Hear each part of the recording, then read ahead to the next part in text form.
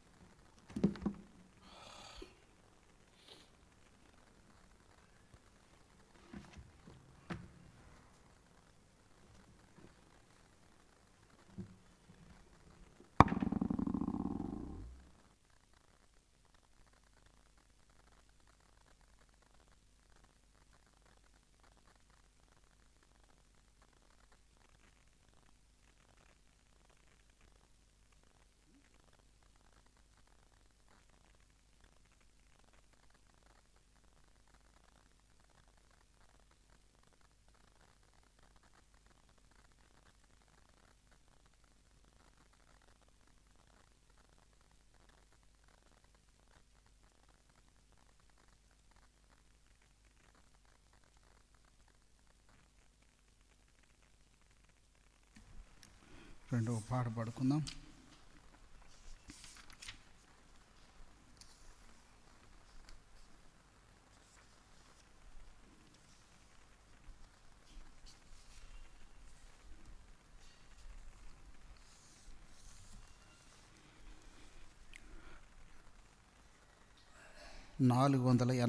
పాట పాడుకుందాం.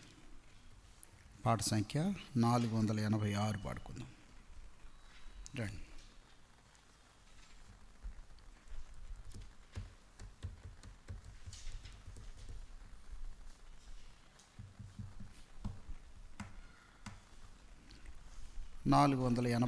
పాట.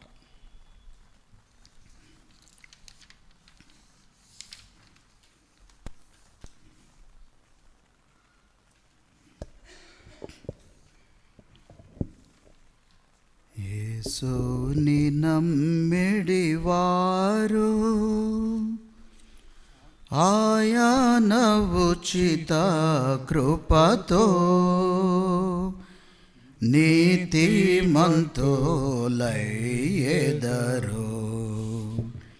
యేసుని నమ్మిడివారు ఖర్జూరు చెట్టు వలె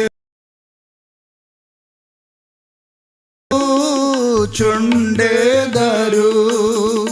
ఖర్జూరపు చెట్టు వలె మోవు వేయు చుండెదరు. ఖర్జూరపు మాటలతో రక్షణకై స్తుతించెదరు. ఖర్జూరపు మాటలతో రక్షణకై స్తుతించెదరు. యేసుని నమ్మిడివారు ఆయన ఉచిత కృపతో నీతిమంతులయ్యెదరు.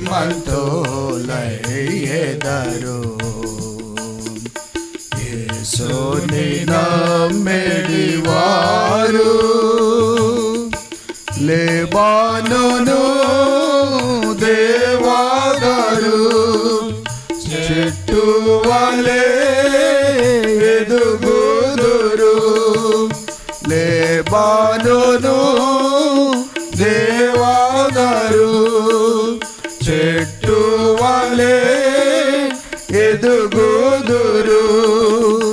ప్రభు కృపా జ్ఞానములో ఎదుగుచునందురు వారు. ప్రభు కృపా జ్ఞానములో ఎదుగుచునందురు వారు. యేసుని నమ్మిడి వారు ఆయన ఉచిత కృపతో నీతిమంతులయ్యెదరు. యేసుని నమ్మిడి వారు యెహోవా మందిరములో నాటబడి ఉండెదరు.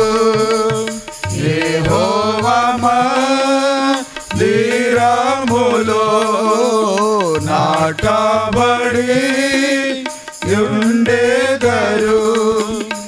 సహనముతో నిలచెదరు. కదలాక స్థిరులై ఉండెదరు. సహనముతో నిలచెదరు. కదలాక స్థిరులై ఉండెదరు. యేసుని నమ్మిడి వారు ఆయన ఉచిత కృపతో నీతిమంతులయ్యెదరు.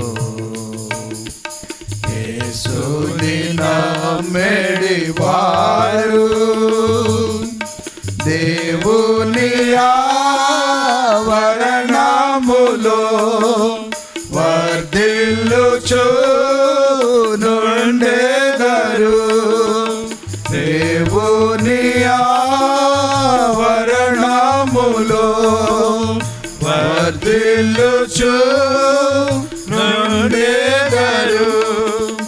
సేవింతురు తమ ప్రభుని ఘనపరతురు నిరతము.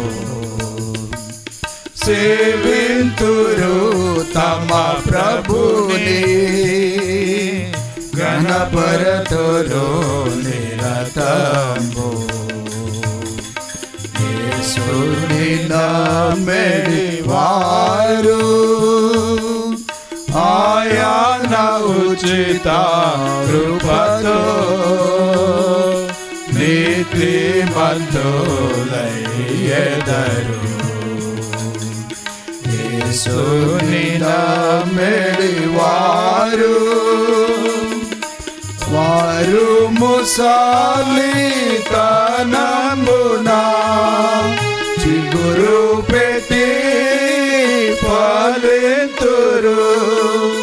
వారు ముసలితనమునా చిగురు పెట్టి ఫలింతురు.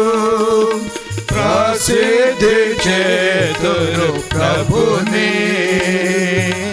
రాధవంతుడనుచు. ప్రసిద్ధి చేతురు ప్రభుని రాధవంతుడనుచు. యేసుని నమ్మిడి వారు ఆయన ఉచిత కృపతో నీతిమంతులయ్యెదరు. యేసుని నమ్మిడి వారు నీతి కాలువయోరను నాటబడి నావారలై. నీతి కాలువయోరను నాటబడి నావారలై. నేటి సరము కలిగి పచ్చగనువారు మేటి సరము కలిగి పచ్చగనువారు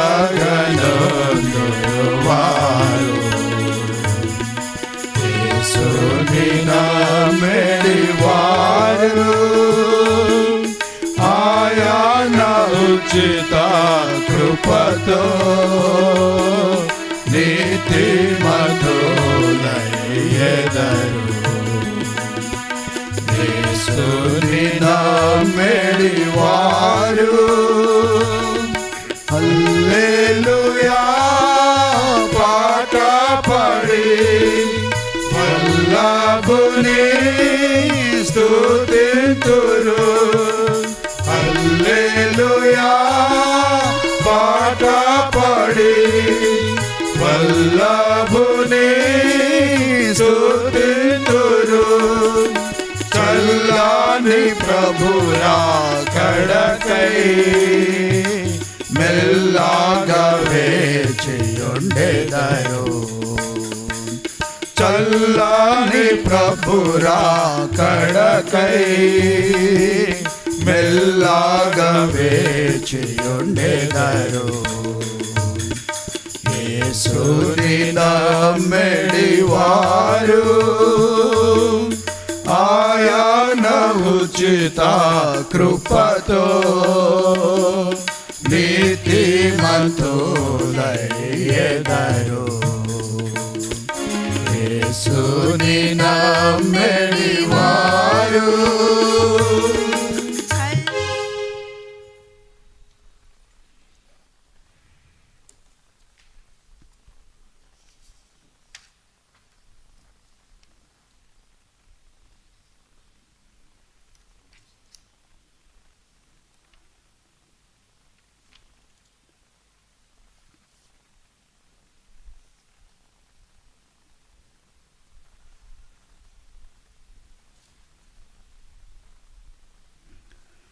పాట సంఖ్య 463 పాడుకుందాం.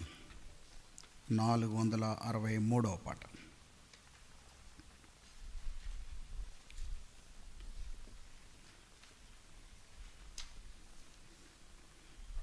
ప్రభుని గృహము ఆయన మహిమతో పరిపూర్ణముగా నిండెను.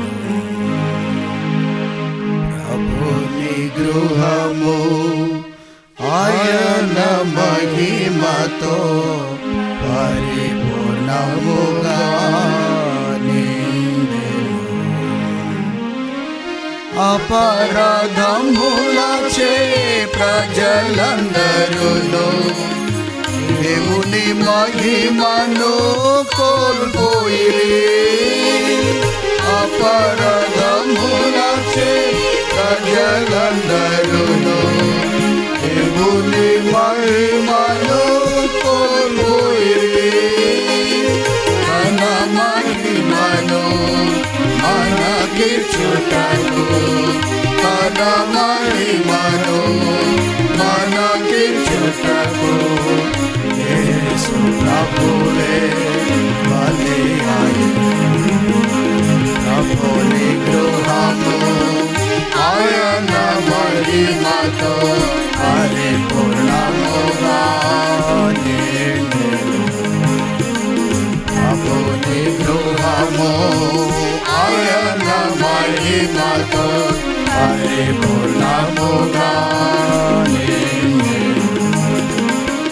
కృపా సత్యములు సంపూర్ణముగా మన మధ్యలో వసించెను. కృపా సత్యములు సంపూర్ణముగా మన మధ్యలో వసించెను. తండ్రి మహిమను తన సుతునిలో తండ్రి మహిమను తన సుతునిలో మనమందరము చేతిని ప్రభుని గృహము ఆయన మహిమతో పరిపూర్ణముగా నిండెను. ప్రభుని గృహము ఆయన మహిమతో పరిపూర్ణముగా నిండెను.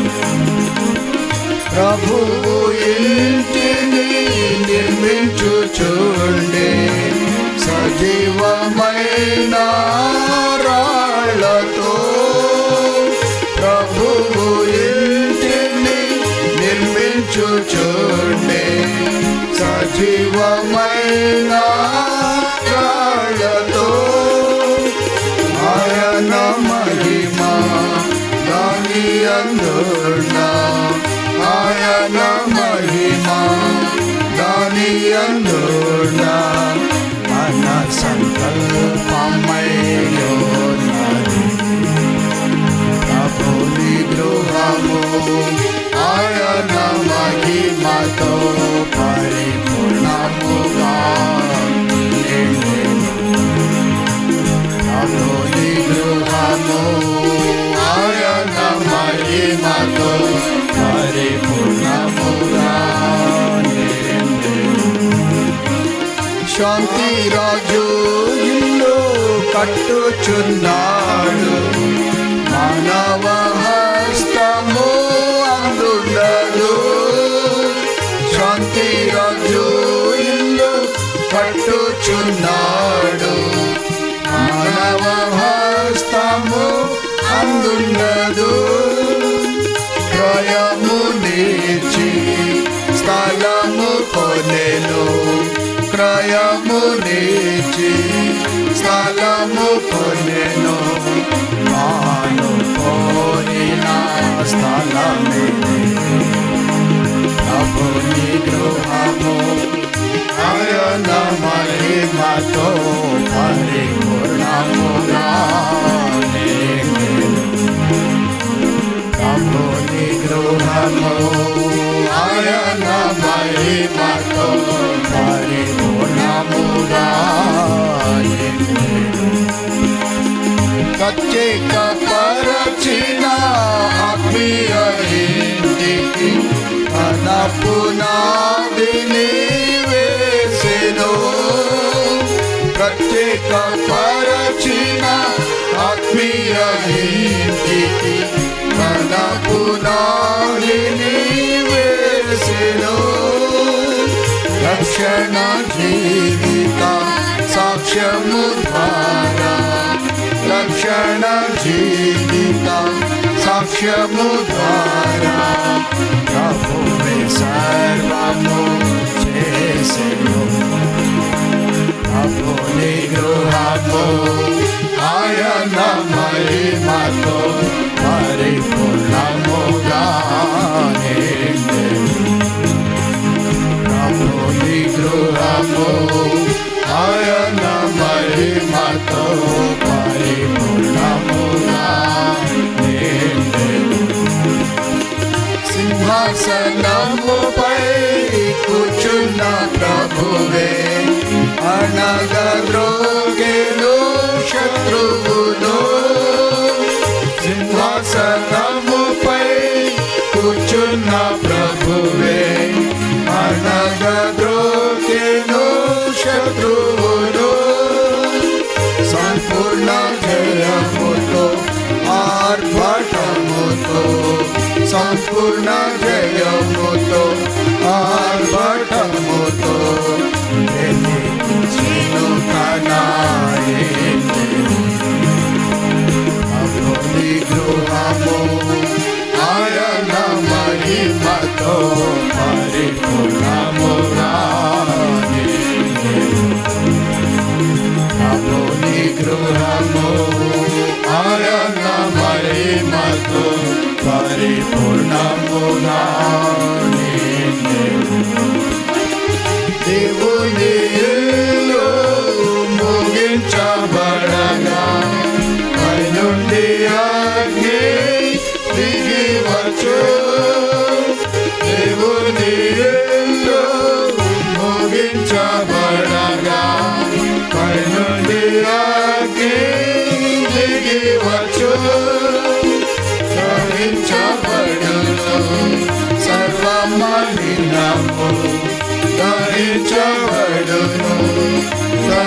మలినము ఇంటిని మహిమతో నింపును. ప్రభుని గృహము ఆయన మహిమతో పరిపూర్ణముగా నింపును. ప్రభుని గృహము ఆయన మహిమతో పరిపూర్ణముగా నింపును.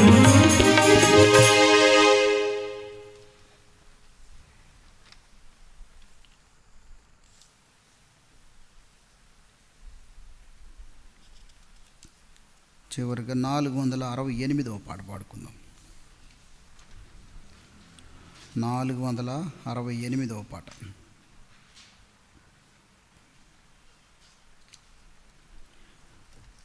ఎంత సౌందర్య నగరము, ఎంత సౌందర్య నగరము,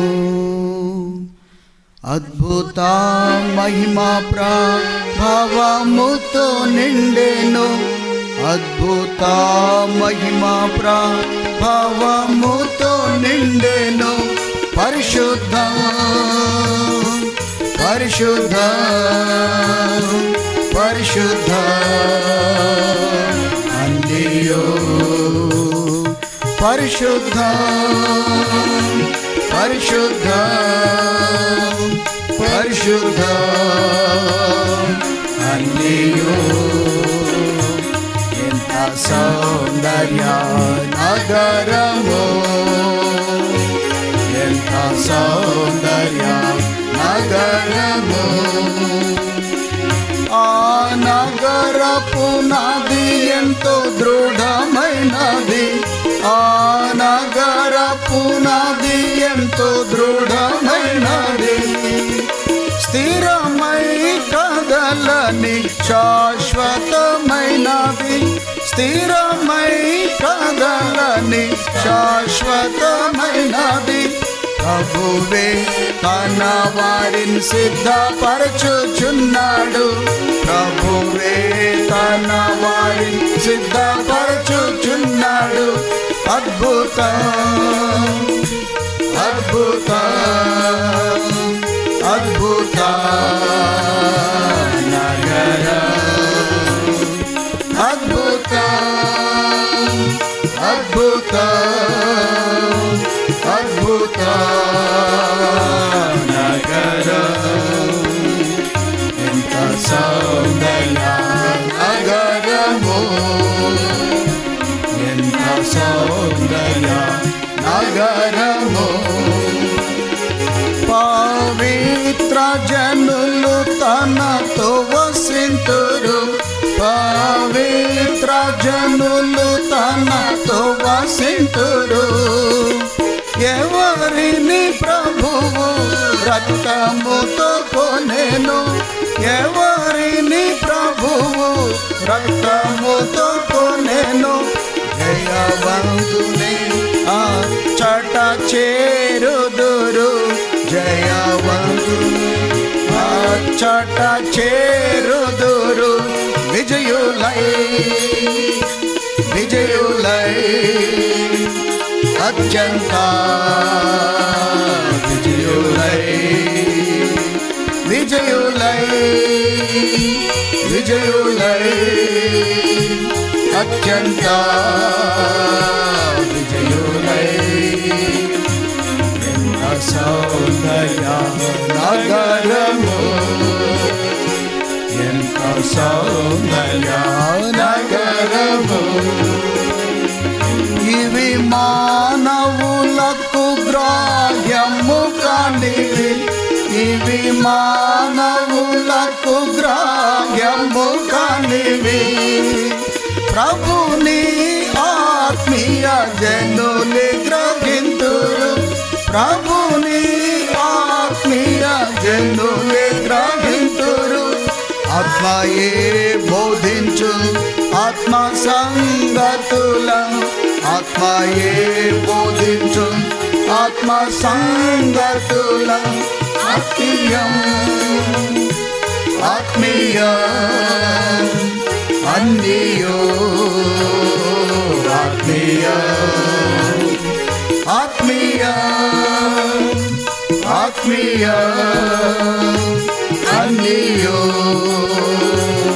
ఆత్మీయ ఎంత సౌందర్య నగరము ఎంత సౌందర్య నగరము ఆ నగర స్థితి ఆత్మకే గ్రాహ్యం ఆ నగర స్థితి ఆత్మకే గ్రాహ్యం యేసు ప్రభువే ఆ రుచిని చూపించెను యేసు ప్రభువే ఆ రుచిని చూపించెను పైనున్న వాటిని నిలచి చూతుము పైనున్న వాటిని నిలచి చూతుము ఆనందం ఆనందం పరలోక ఆనందం ఆనందం ఆనందం పరలోక ఎంత సౌందర్య నగరము ఎంత సౌందర్య నగరము అద్భుత మహిమ ప్రభావముతో నిండెను అద్భుత మహిమ ప్రభావముతో నిండెను పరిశుద్ధ పరిశుద్ధ పరిశుద్ధ మల్లియో పరిశుద్ధ పరిశుద్ధ పరిశుద్ధ మల్లియో ఎంత సౌందర్య నగరము ఎంత సౌందర్య నగరము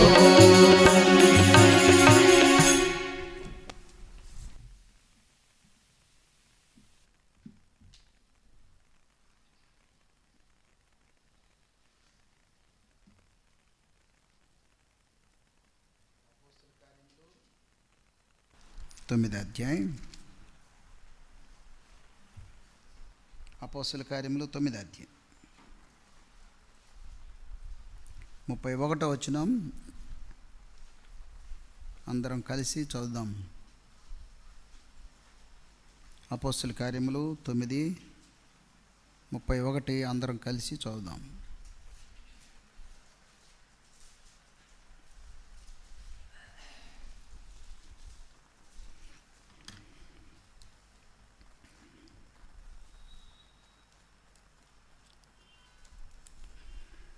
కావున యూదయ గలిలయ సమరయ దేశములైనంతట సంఘము క్షేమాభివృద్ధి నొందుచు సమాధానం కలిగి ఉండెను.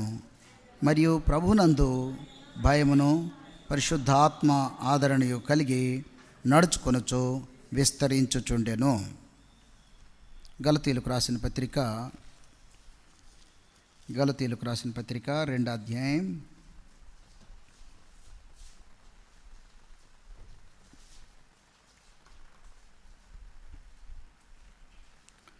20వ వచనం చదువుకుందాం. 20వ వచనం, నేను క్రీస్తుతో కూడా సిలువ వేయబడి ఉన్నాను. ఇకను జీవించువాడు నేను కాను, క్రీస్తే నాయందు జీవించుచున్నాడు. నేను ఇప్పుడు శరీరమందు జీవించుచున్న జీవితం నన్ను ప్రేమించి నా కొరకు తను తాను అప్పగించుకొని నా దేవుని కుమారుని అందలి విశ్వాసం వలన జీవించుచున్నాను. ప్రార్థన చేసుకుందామా. ప్రేమల తండ్రి, ఈ శ్రేష్టమైన సమయాన్ని బట్టి మీకు ఎంతో వందనాలు చెల్లిస్తుంటున్నాం దేవా. మీ మందిరంలో ఉండే తరుణం ఇచ్చినావు, మీకు ఎంతో వందనాలు ప్రభా. మీ మాటలు వినాలని ఆశతో వచ్చినాం ప్రభా. మా దేవ మరి అజ్ఞానము మా అధమ స్థితి మీరు ఎరుగుదురు దేవ. మరి మాకు ఈ మాటలు చదువుతున్నాము మర్చిపోతున్నాం, కానీ అయితే ప్రభా మీరు పరిశుద్ధాత్మ ద్వారా మాలో దేవ మరి ఈ మాటలను ప్రభా మీరు దాచిపెట్టి ఆయా సమయాల్లో సందర్భాల్లో మీరు వాటిని మాకు అనుగ్రహించేటువంటి దేవుడు. అందును బట్టి మీకు ఎంతో వందనాలు అయ్యా. మీ మీదనే ఆధారపడుచున్నాము. సంపూర్ణంగా మమ్మల్ని మేము ఖాళీ చేసుకొని మీ దగ్గరకు వస్తున్నాం ప్రభా. సహాయం చేయండి దేవ మీ మాటల్లో ఉన్నటువంటి ఆశ్చర్యమైన సంగతులు చూడగలిగినట్లు కళ్ళు తెరవండి, నా చెవులు తెరవండి, నా హృదయాన్ని తెరవండి. తద్వారా దేవ మరి మీ మాటల్లో ఉన్నటువంటి శక్తిని నేను అనుభవించుటకు సహాయం చేయండి.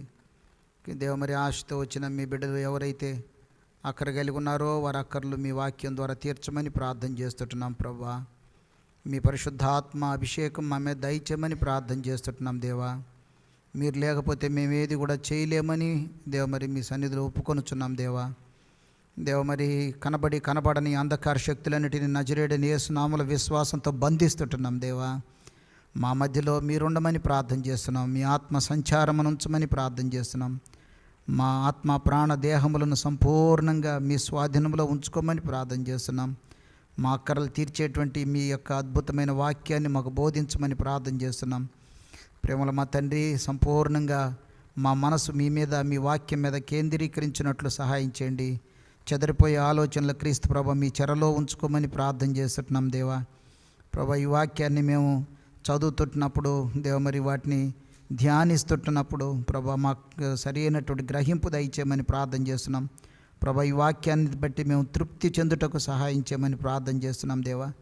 వందనములు కృతజ్ఞతాస్తుతులు చెల్లించుకొనుచు యేసు ప్రభు వారి నామమున స్తుతించి ప్రార్థించి అడిగి వేడుకొంచున్నాం తండ్రి.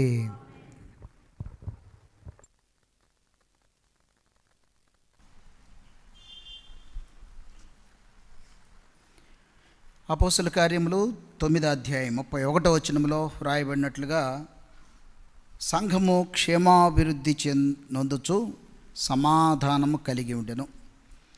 సంఘము క్షేమాభివృద్ధి చెందినప్పుడే మనుషుల్లో కూడా సమాధానం ఉంటుంది. సంఘము యొక్క క్షేమాన్ని చూడకపోతే మన హృదయాల్లో, మన జీవితాల్లో సమాధానం ఉండదు.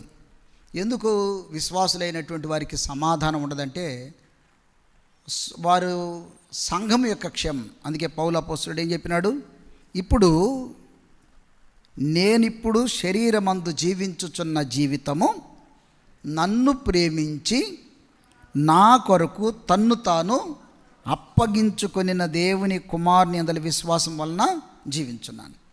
అంటే ఇప్పుడు నేను జీవించట్లేదు. నేను ఎవరి కొరకు జీవిస్తున్నాను? నా కొరకు జీవితాన్ని అర్పించిన వాని కొరకు జీవిస్తుంటున్నాను. 19వ వచనం, నేనైతే దేవుని విషయమై జీవించు నిమిత్తము ధర్మశాస్త్ర విషయమై చచ్చిన వాడినైతిని. ఎప్పుడు మనం ఆత్మతో బ్రతుకుతాము అని అంటే ధర్మశాస్త్ర విషయమై చచ్చిపోయినటువంటి వాడు. అనగా మన జీవితంలో మనం ఎప్పుడైతే భౌతికంగా ఈ శరీర సంబంధమైనటువంటి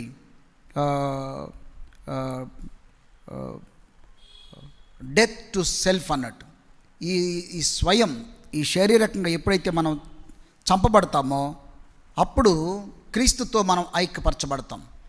so then only will unite with Christ. And క్రీస్తుతో మనం ఏకం అవ్వాలి అని అంటే ఈ శరీరం అడ్డు. ఈ శారీరక సంబంధమైనటువంటి జీవితం, శారీరక సంబంధమైనటువంటి అలవాట్లు, ఆశలు, లేకుంటే ఈ స్వయం, వీటన్నిటిని కూడా చంపబడాలి. అంతేకాకుండా ఇమీడియట్గా ఎప్పుడైతే ఈ క్రీస్తుతో మనం ఐక్యపరచబడతామో అప్పుడు కొత్త జీవితం స్టార్ట్ అయిపోతుంది. So new life with Christ, క్రీస్తుతో కొత్త జీవితం, న్యూ ఫెలోషిప్. కనుకనే కొత్త జీవితం స్టార్ట్ అవుతుంది. అంతేకాకుండా మన జీవితంలో విశ్వాసంతో బ్రతుకుతాం. So walking in the faith, విశ్వాసంలో మనం నడుచుకోవటం, లేకుంటే walk by faith, live by faith, do by faith, అన్నీ కూడా ప్రతీది కూడా విశ్వాసంతో. కారణం ఏంటనగా మనం విశ్వాసులము అనిపించుకున్నప్పుడు, దీనిలో నడుస్తున్నప్పుడు మాత్రమే సంఘములో ఉండేటువంటి ప్రజలకి ఎందుకు వాళ్ళు ఎంతో సంతోషంతో సమాధానంతో ఉండగలుగుతున్నారంటే వాళ్ళు సంఘం యొక్క క్షేమాన్ని చూసినటువంటి వారు. సపోజ్ ఈ రిలయన్స్ దానిలో పనిచేస్తున్నారు అనుకోండి, రిలయన్స్ కంపెనీలో పనిచేస్తున్నారు.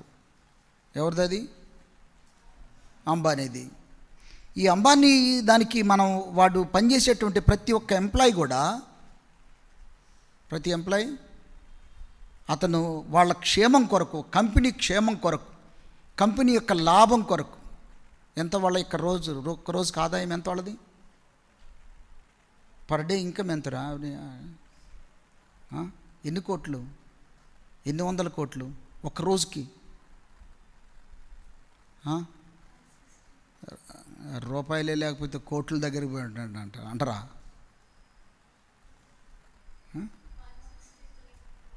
నియర్లీ 200 పైన ఒక్క రోజుకి. ఎన్ని కోట్ల రూపాయలు. కారణం వాళ్ళ దగ్గర ఉండేటువంటి ప్రజలైనటువంటి వారికి ఎంతో సంతోషంతో నెమ్మదిగా పనిచేస్తూ ఉంటారు. ఆ కంపెనీకి లాభం వస్తుంది. ఆ కంపెనీ వాడు వీళ్ళ క్షేమాన్ని చూస్తుంటున్నాడు. కారణం ఏంటంటే వీళ్ళకి నెమ్మది ఉంటుంది, సమాధానం ఉంటుంది.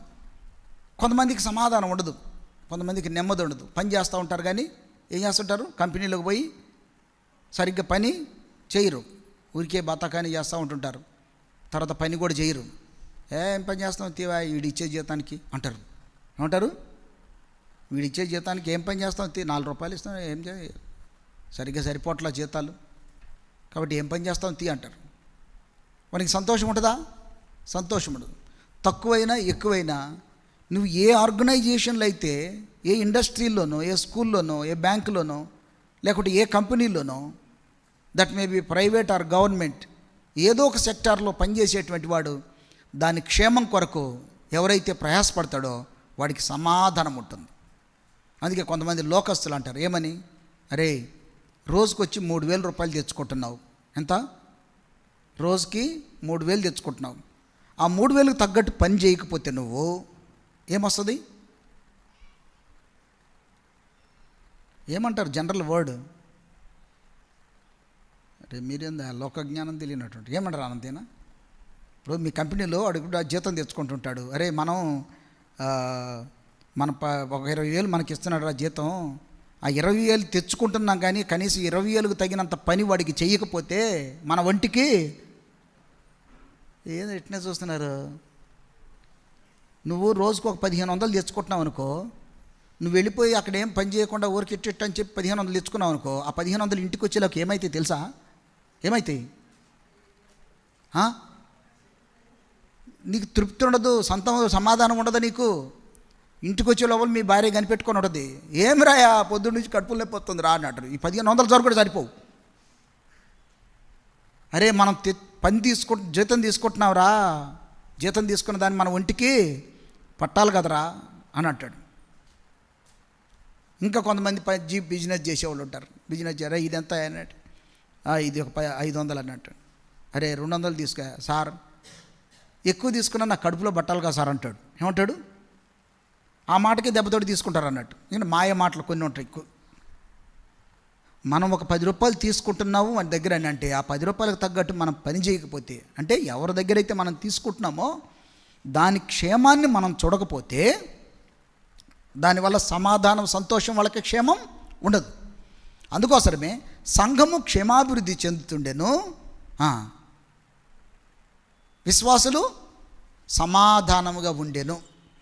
కాబట్టి మనం కూడా మనల్ని బ్రతికిస్తున్నటువంటిది, లేకుంటే మనల్ని కాపాడుతుంది, మనకు ఊపిరి పోస్తుంది ఎవరు, మన ప్రభు.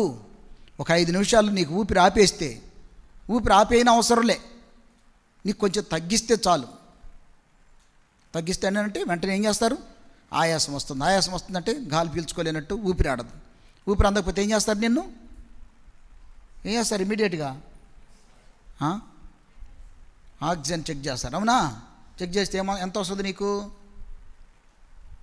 200 రావాలి. ఎంత చెప్పండి, ఎంత కొద్దా, ఎంత రావాలి,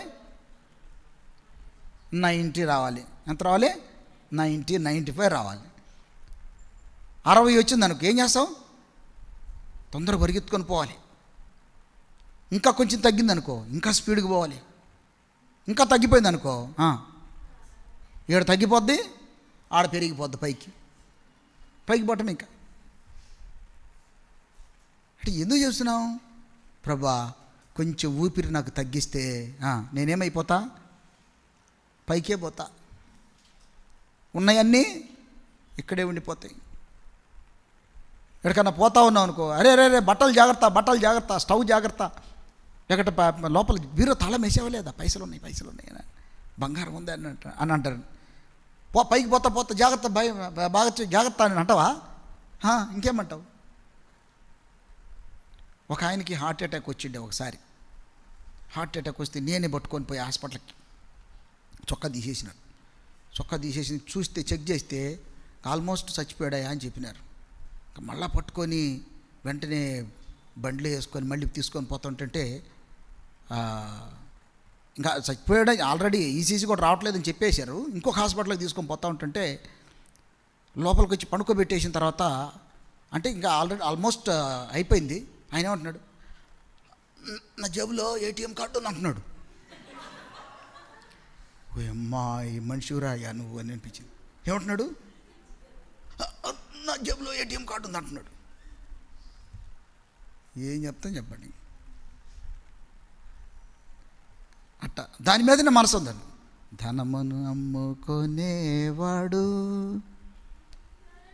వాడు ధరణిలోనే నిలవాలేడు, వాడు పాము నోట్లో కప్పవలే. ఎట్లుంటాడు? పాము నోట్లో కప్పు ఉంటే ఎట్లుంటుంది? అట్లుంటుంది ఇంకా బతుకు. పిల్లి నోట్లో ఎలుకుంటే ఎట్లుంటుంది?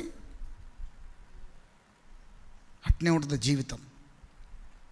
సో మన జీవితాల్లో అవి జాగ్రత్త లేదు, ఏమి లేదు, అయిపోయి ఇంకా పోయేటప్పుడు ఏమీ రావు, వచ్చేటప్పుడు ఏం తీసుకురాలా, పోయేటప్పుడు ఏం తీసుకొని పోం. కనుకనే మన జీవితాలు దేవుని కొరకు అలాగా, దేవుడే నా ఊపిరి, చెప్పండి, దేవుడే నా ఊపిరి, దేవుడే నా ఆధారం, దేవుడే నా ప్రాణం, దేవుడే నా ప్రేమ, దేవుడే నా జీవం, దేవుడే నా అన్నం ఆహారం, దేవుడే నా పానం. ఏంది ఏమి ఎరగనట్టే ఉన్నారు. స్టడీకి ఉన్నారా? స్టడీకి ఉన్నారంటే మళ్ళీ వేస్తున్నారు.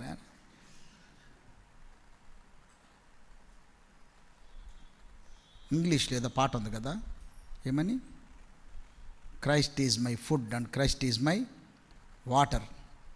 So Christ is all in all, ఆయనే నా సర్వం.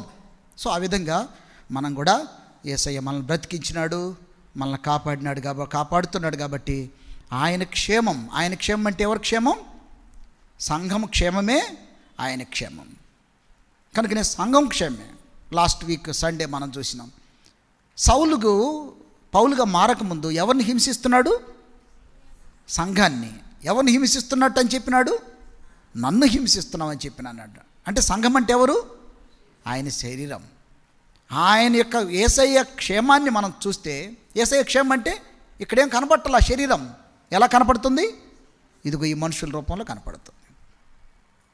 సో మనము ఈ విధంగా సంఘం యొక్క క్షేమము అని అంటే అర్థం ఏంటంటే, మనం ఒకరి యొక్క క్షేమం ఒకరు చూసుకోవాలి. అందుకే 2 వారాలు మనం చూసినాం, పరస్పర క్షేమాభివృద్ధి అని చదువుకున్నాం. పరస్పర క్షేమాభివృద్ధి ఎక్కడుందన్నమాట?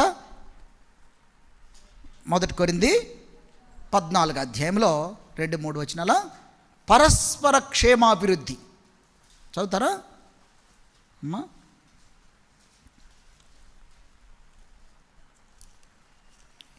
ఏం ఎతుకుతున్నారమ్మా అక్కలారా? లేదా? 17లో ఏముంది?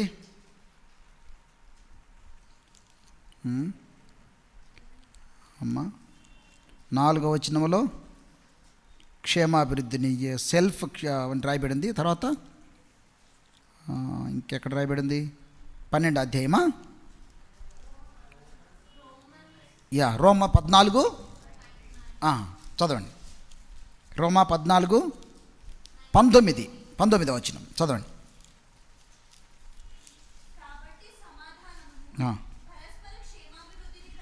పరస్పర క్షేమాభివృద్ధి. ఇక్కడ దీనిలో 14వ అధ్యాయంలో చూసినట్లయితే ఎదుటివాని క్షేమాభివృద్ధి, పరస్పర క్షేమాభివృద్ధి, ఎదుటివాని క్షేమాభివృద్ధి. సో మన ఎదుటికున్నటువంటి నువ్వు నీ ప్రక్కన ఉండేటువంటి వాళ్ళ క్షేమం చూస్తే, వాళ్ళు నీ క్షేమాన్ని చూస్తే పరస్పర క్షేమాభివృద్ధి. మన ఇద్దరి యొక్క క్షేమం దేవుని యొక్క సంఘక్షేమం అవుతుంది.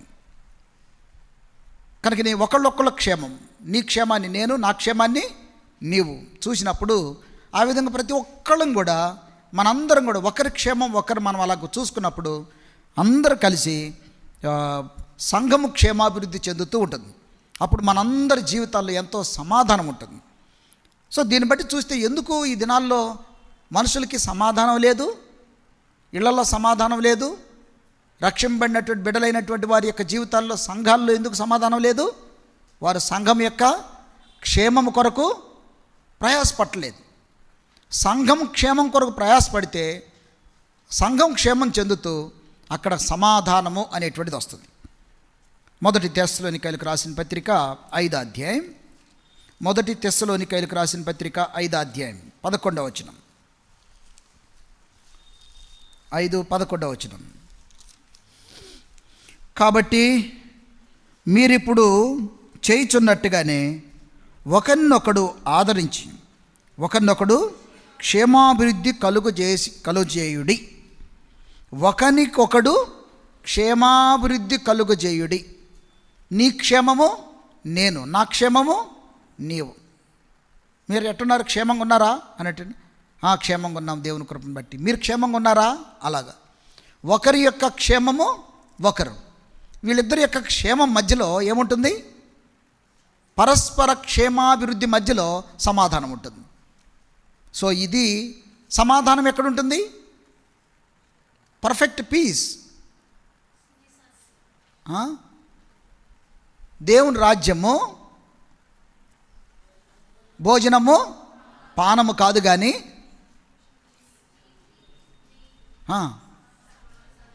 నీతి, సమాధానము, పరిశుద్ధాత్మ యందలి ఆనందం. ఎక్కడుంది? Very good. రోమా 14:17 వచనం. సో ఏమని రాయబడింది? పరలోక సమాధానం అంటే ఏంటిది? We can find perfect peace in Christ. That means we see in heaven. పరలోకములు చూసేటువంటి. ఇప్పుడు ఆ సమాధానము మన మధ్యలో అనుభవిస్తున్నామంటే మన మధ్యలో ఎవరు ఉన్నట్టు? పరలోకాన్ని అనుభవిస్తున్నట్టు. భూమి మీద బాధల్లో, ఇబ్బందుల్లో, కష్టాల్లో, రోగాల్లో మనం ఉన్నప్పటికి కూడా మనము పరలోకాన్ని అనుభవించేటువంటి వారంగా ఉంటాం. సో ఆ విధంగా ఒకరి యొక్క క్షేమాభివృద్ధి కొరకు ఒకరు మనం అలాగ ప్రయాసపడాలని ప్రభు ఆశ, ప్రభు యొక్క ఉద్దేశం. దాని కొరకే ఈ మాటలన్నీ కూడా రాయబడినాయి. ఈ క్షేమాభివృద్ధి చెందేదాని కొరకై రండి ఆ మాటలు చదువుదాం.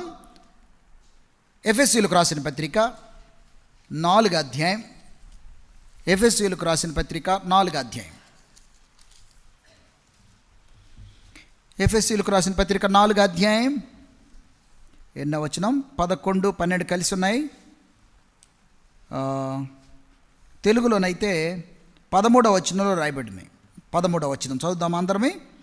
పరిశుద్ధులు సంపూర్ణులగుతున్నట్లు క్రీస్తు శరీరము క్షేమాభివృద్ధి చెందుటకును పరిచర్య ధర్మము జరుగుటకును ఆయన కొందరిని అపోస్తులుగాను, కొందరిని ప్రవక్తలుగాను, కొందరిని సువార్తికులుగాను, కొందరిని కాపరులుగాను, ఉపదేశకులుగాను నియమించను. ఎంతమందినంట?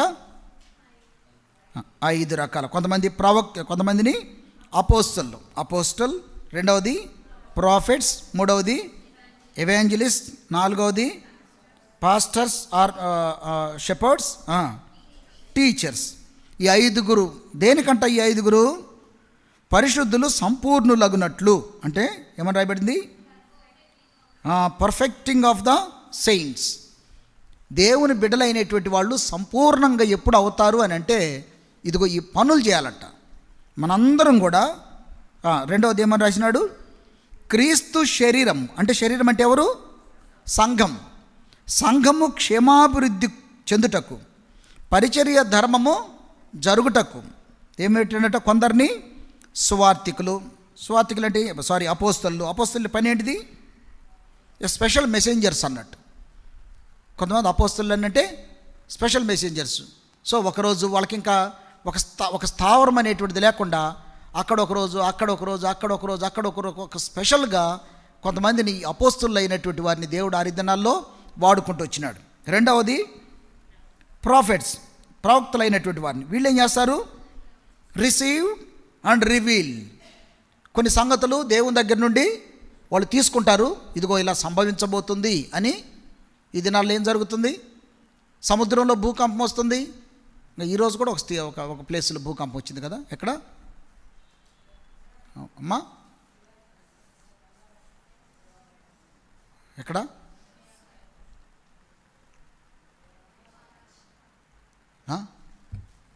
తెలిసి చెప్తున్నారా, తెలియకుండా వరకు చెప్తున్నారా అమ్మా? బంగాళాఖాతంలోనా? ఈరోజు వచ్చింది బంగాళాఖాతంలోనా? మొన్న వచ్చింది. ఈరోజు సంగతి జరుగుతున్నా నేను. మహారాష్ట్రలోనా? మహారాష్ట్రలో వచ్చిందండి. ఇంకా సరే, సంథింగ్ నార్త్ ఇండియాలో ఈరోజు కూడా భూకంపం. అస్సాంలో. అవును, అస్సాంలో. సినిమాలు చూడకుండా కొంతమంది సిగ్గులేని వాళ్ళు సినిమాలు ఎంత చూస్తారంటే నా ముందే చెయ్యి ఎత్తుతున్నారు కొంతమంది పిల్లలు. ఏం చెప్పాలి వీళ్ళని? ఆ సినిమాలు సీరియల్లో అవి మానుకొని ఏం జరుగుతుంది? ఎంతమంది పేపర్ చదువుతారు రోజు? పని బైబిల్ ఎంతమంది చదువుతారు రోజు? బైబిల్ చదివేవాళ్ళు ఎంతమందిరా? పేపర్ ఎంతమంది చూస్తారు? పిల్లలు. పెద్దవాళ్ళ సంగతి అవసరం లేదు కానీ పిల్లలు. అందుకు మనకు మైండ్ డిమ్ అయిపోతుంది. లోకం ఏం జరుగుతుందో కూడా తెలుసుకోవాలి. లోకంలో ఏమేమి జరుగుతుంది అంటే దేవునికి ఉపయోగకరమైంది కాదు. వాళ్ళ కోసం ప్రార్థన చేయొచ్చు ఆత్మీయంగా. భౌతికంగా మీకు రాబోయే దినాల్లో మీకు ఎంత సబ్జెక్టుకు ఉపయోగం. చదువుకుంటున్నారు కదా, ఉద్యోగం కదా, వేరే వాళ్ళకి ఉపయోగపడాలి కదా మీరు, అంతేనా? సో ఎక్కడ చూసినా భూకంపాలు, లేకపోతే ఏదో ఒక రకమైన అనుకోకుండా ఏదో ఒక రకమైనటువంటి అగ్ని. కొన్ని స్థలాల్లో నీళ్ళన్నీ ఏమైపోతున్నాయట అమ్మా? ఎండిపోతున్నాయా అమ్మా? ఎడారైతున్నాయా? రక్తంలాగా మారిపోతున్నాయట. రోడ్ల మీద రక్తం బారినట్టు మారుతున్నాయట నీళ్లు. ఎక్కడ చూసినా భూకంపాలు. ఏమని చెప్తుంది లోకంలో ఉండి ప్రజలు ఏమంటున్నారు? ఏమంటున్నారు శాస్త్రవేత్తలు? ఏదో సంభవించబోతుంది. సెకండ్ వాడికి ఏం తెలుసు? సో లోకం ఏదో సంభవించబోతుంది, లోకం ఏదో జరగబోతుంది అని ప్రజలు అంటున్నారు, లోకస్తులు అంటున్నారు. అయితే మనకు తెలుసు ఇది ఇలా జరుగుతుంది, ఇలా జరుగుతున్నాయి, దానికి సూచనలు. ఇటు ప్రవక్త యొక్క పని ఏంటిదంట? దేవుని దగ్గర నుండి సంభవింపబోయే సంగతులు తీసుకొని వాటిని ప్రజలకి తెలియపరచటం. మూడవది ఏం రాయబడింది అమ్మా? సువార్థికులు అని అంటే వాళ్ళ పని అంతా కూడా మినిస్ట్రీ,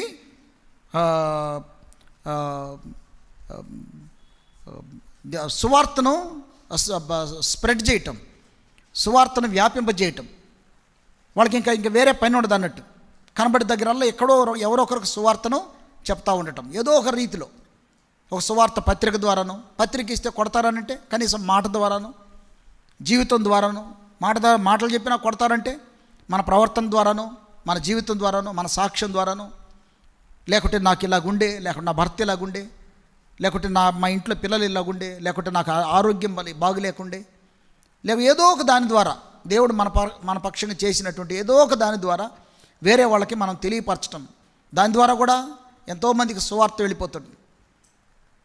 కనుకనే అది మూడవది. నాలుగవది pastors, shepherd's, guiding and responsibility అన్నట్టు. ఫీడింగ్ అండ్ గైడింగ్, గొర్రెల్ని పోషించటం, తర్వాత నడిపించటం, కాయటం, వీటిని అన్నట్టు.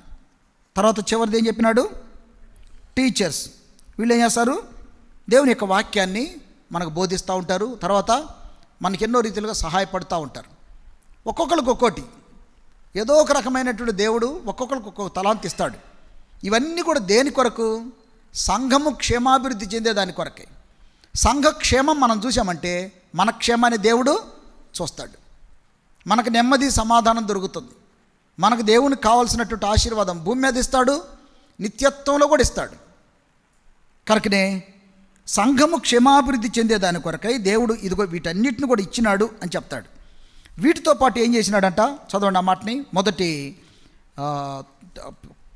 కొరింథీ 12వ అధ్యాయం. మొదటి కొరింథీ 12వ అధ్యాయం. వీటితో పాటు కొన్ని ఇచ్చినాడు.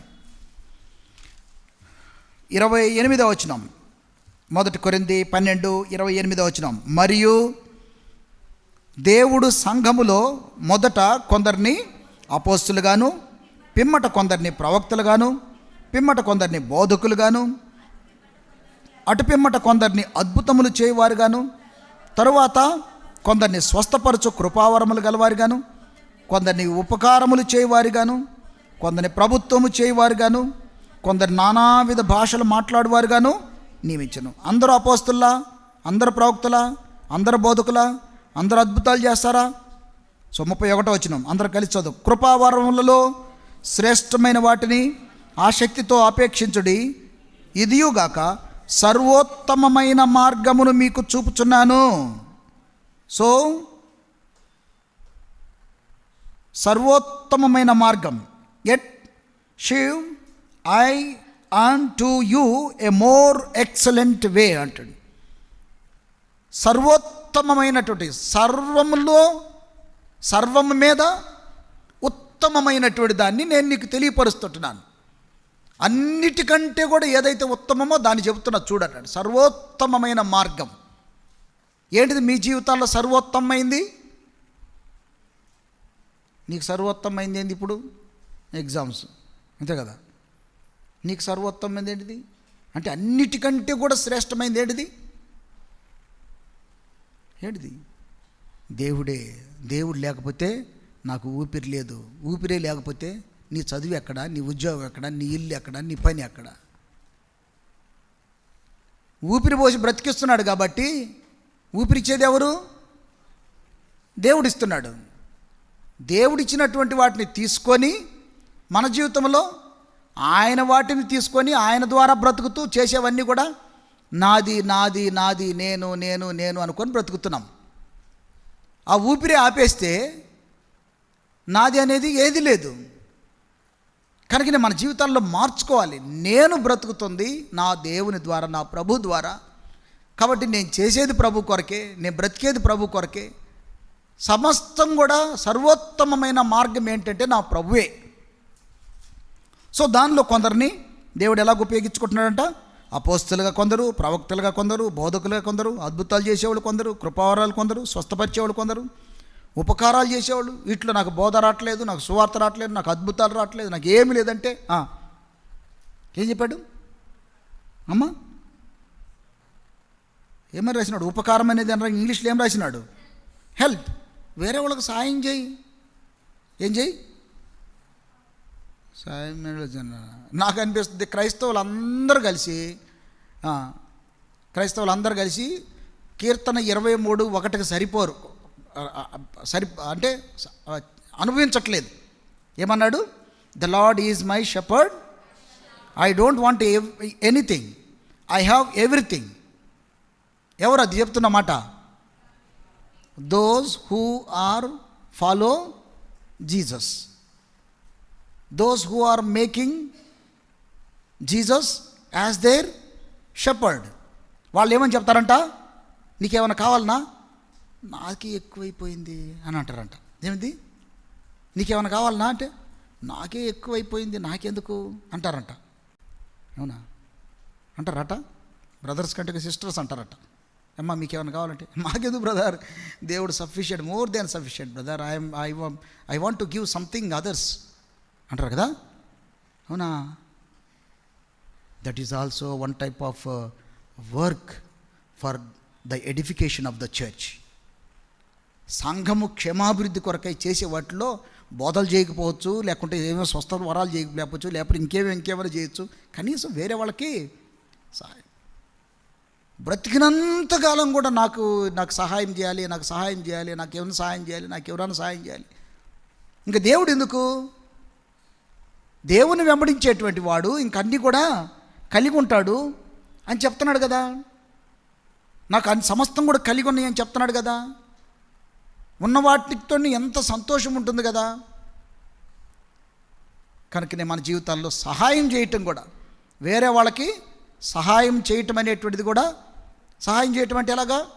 సపోజ్ ఎవరి దగ్గర నుంచి అన్నా నువ్వు ఒక 500 సహాయం తీసుకున్నావు అనుకో, 500 సహాయం నువ్వు తీసుకున్నావు. ఆ సహాయము నీకు ఎప్పుడు ప్రయోజనకరం అవుతుంది? అమ్మా ఎప్పుడు ప్రయోజనకరం అవుతుంది? ఆ దేవుడిచ్చినటువంటి 500లో 500లో అమ్మా 50 రూపాయలు నాయి కావు అని నువ్వు అనుకోవాలి. అక్కడి నుంచి స్టార్ట్ చేయాలి. ఇంకేం చేయాలి? 500 నాకు ఇచ్చాడు కాబట్టి నేను ఎవరికన్నా ఒక 100 రూపాయలు లేకుంటే 50 రూపాయలు లేకుంటే 20 రూపాయలు నాకంటే దరిద్రుడు ఇంకెవడన్నా ఉన్నాడేమో అనేటువంటి భావన ఉన్నప్పుడు ఇట్లా దేవుడు ఇస్తూ ఉంటాడు. నీ దగ్గర నుంచి వేరే వాళ్ళకు కూడా వెళుతూ ఉంటుంది. నువ్వు క్షేమంగా ఉంటావు, సంఘం కూడా అలాగా క్షేమాభివృద్ధి చెందుతుంది. కాబట్టి ఇదిగో దేవుని యొక్క సంఘము అనగా క్రీస్తు యొక్క శరీరము క్షేమాభివృద్ధి చెందేదాని కొరకై సంఘములో ఒక్కొక్కరికి ఒక్కొక్క రీతిగా దేవుడు ఎన్నో విధాలుగా సహాయపడుతూ ఉంటాడు. ఐడియల్గా ఉండేవాళ్ళు ఎవ్వరు కూడా లేరు. మీ శరీరంలో పనిచేయనటువంటి అవయవం ఏంటిది? అపెండిక్స్ ఉందంటున్నా.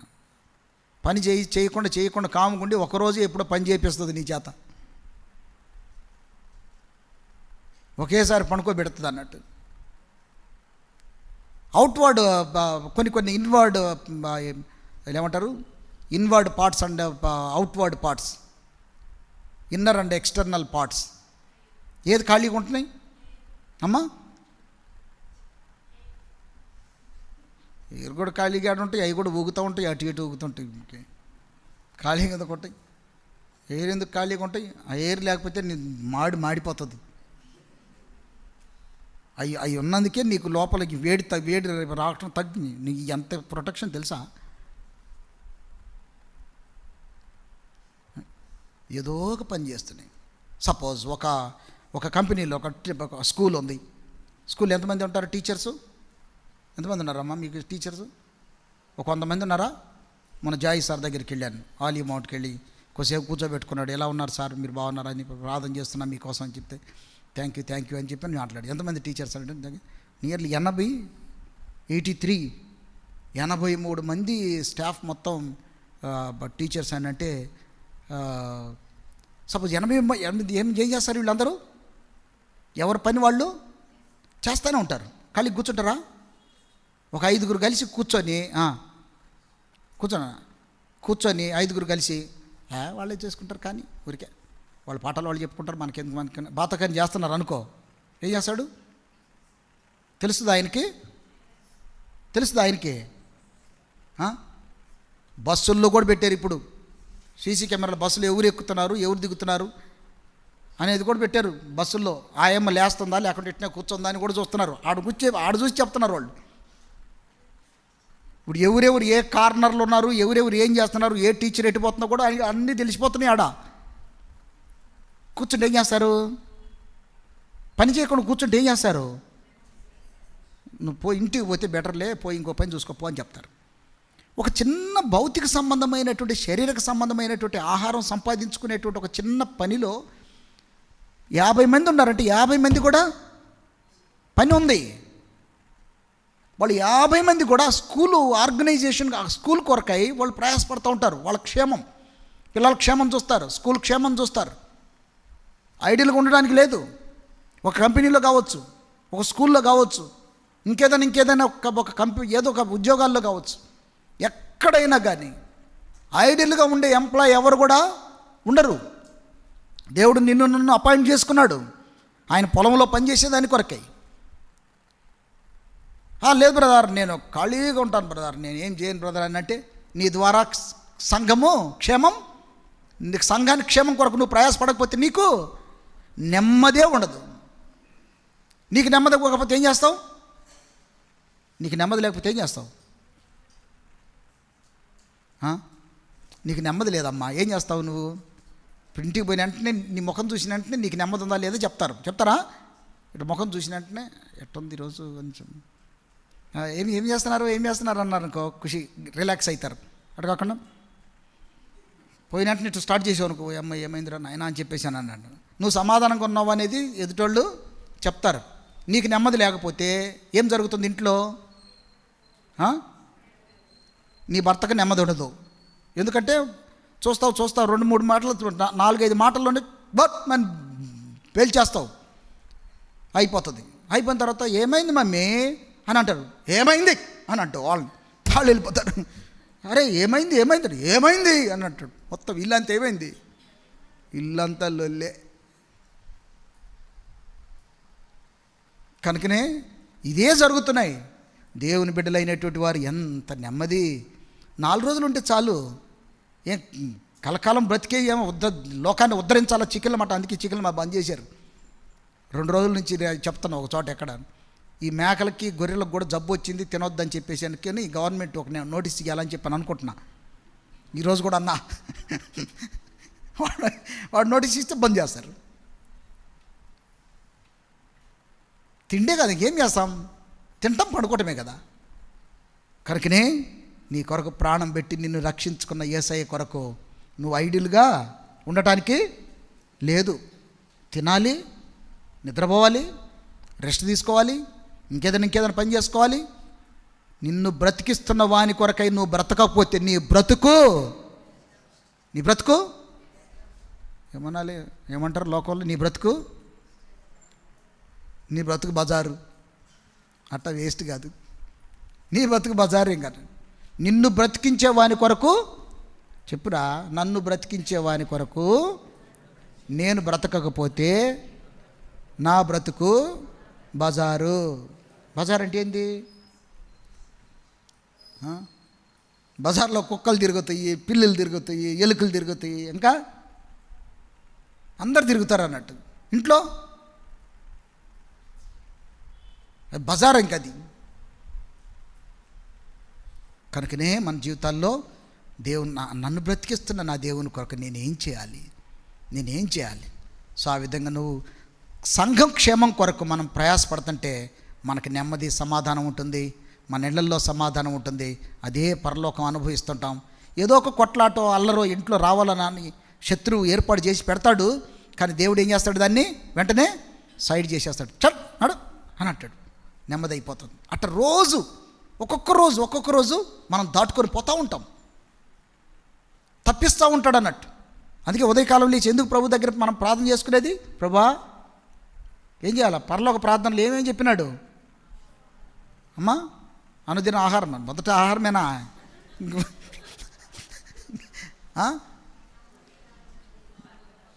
అరే మనం చెప్పుకున్న మాటల సందర్భంగా చెప్పండి. ఒకటి, వెరీ గుడ్, శోధనలోనికి తేక. ఒకటి, రెండవది వెరీ గుడ్, దుష్టుని నుండి మమ్మల్ని, మా పిల్లలను తప్పించయ్యా. ఈరోజు తప్పించు, నిన్నైతే తప్పించేసినావు, ఈరోజు తప్పించు. ఈ దుష్టుడికి కొంతమంది ఏజెంట్స్ ఉంటారు. ఎంతమంది ఉంటారు? మస్తు మంది ఉంటారు. దేవునికి ఏంజల్స్ ఉన్నట్టే దుష్టునికి ఎవరుంటారు? వాడు ఏంజల్స్ ఉంటారు. వాడేం చేస్తాడు తెలుసా? ఏం చేస్తాడు? దానిలో కూడా బలహీనమైన వాళ్ళు ఉంటారు, బలమైనటువంటి వాళ్ళు ఉంటారు. దేనిలో? సాతాన్ యొక్క ఏజెంట్స్ కూడా.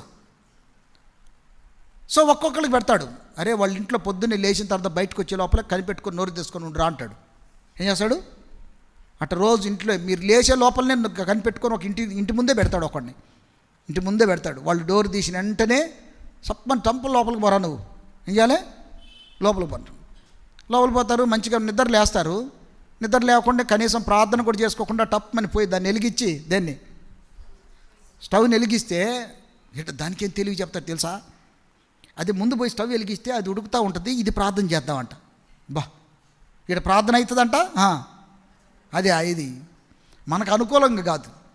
అందుకోసమే పోయి వెంటనే మంచిగానే ఉంటావు, లెండి తొందరగా లెండి అని అంటూ ఉంటుంటారు. ఒకసారి డోర్ తీసిన వెంటనే వాడు లోపలికి వస్తాడు. లోపలికి వచ్చిన తర్వాత ఏం చేస్తాడు?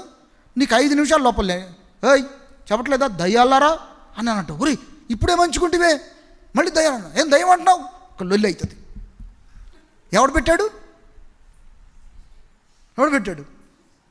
వాని ఏజెంట్ని ఒకరిని పెట్టాడు అన్నట్టు.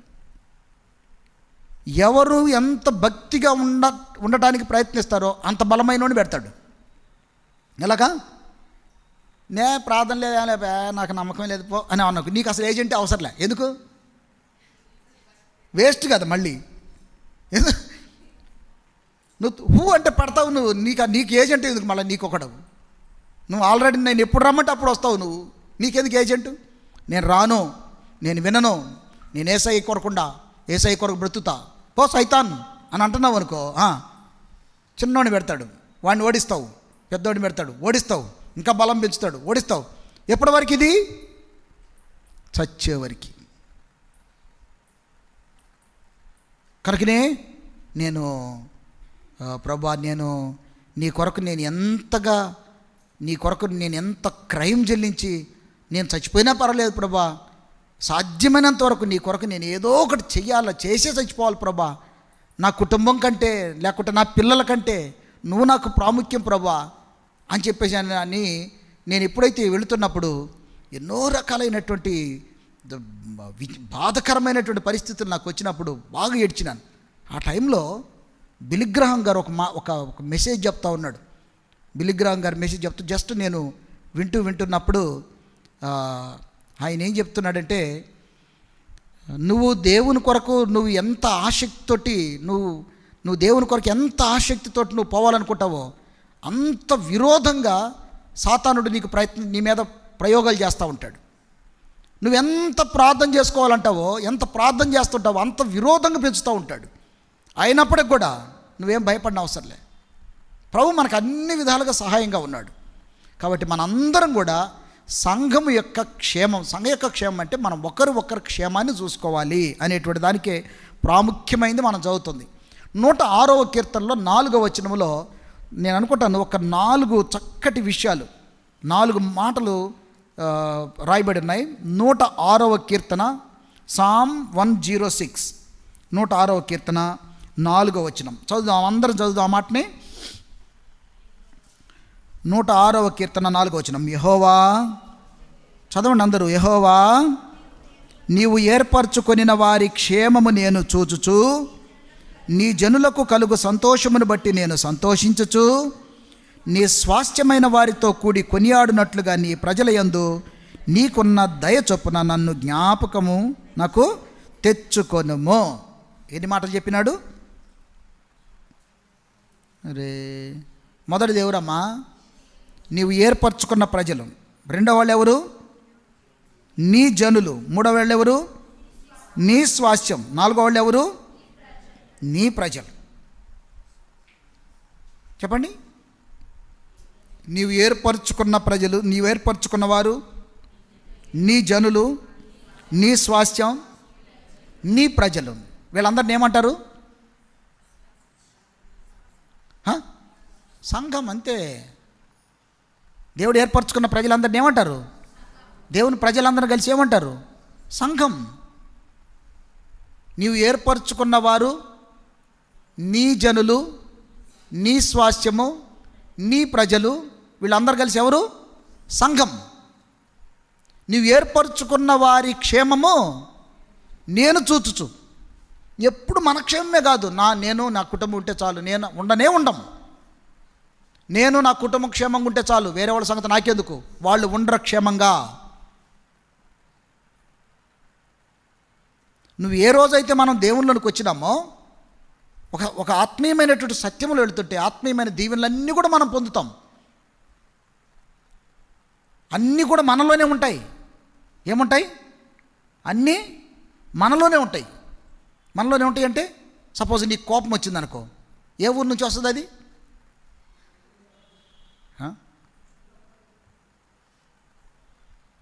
వేరే వాళ్ళ దగ్గర నుంచి నీకు వచ్చిందా? నీ లోపల నుంచి వస్తుందా?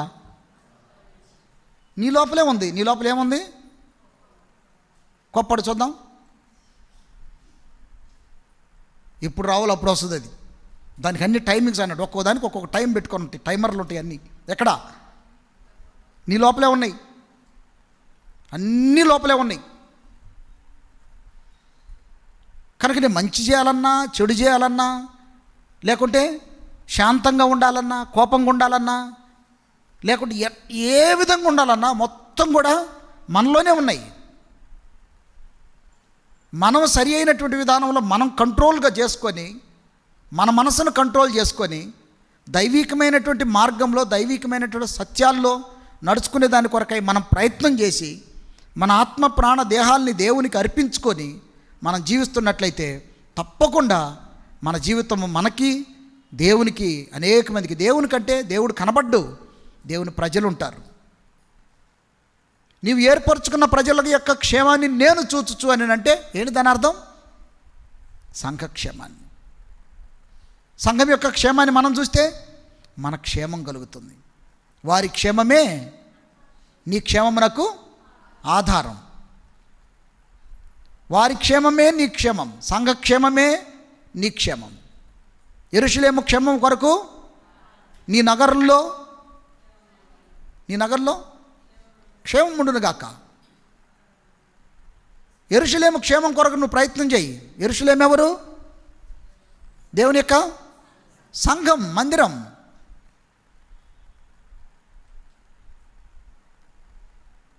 కోపాలకు కాదు, అల్లర్లకు కాదు, స్వయాల కొరకు కాదు, ఆశలు తీర్చుకోవడానికి కాదు, అహం కొరకు కాదు. వీటన్నిటి ఉండే కంటే నమ్ముకోకుండా ఉండటమే మేలై ఉంటుంది. అవునా? మనం వేరే లోక ప్రజలం. మనం కాదు. చెప్పండి, చెప్పురా.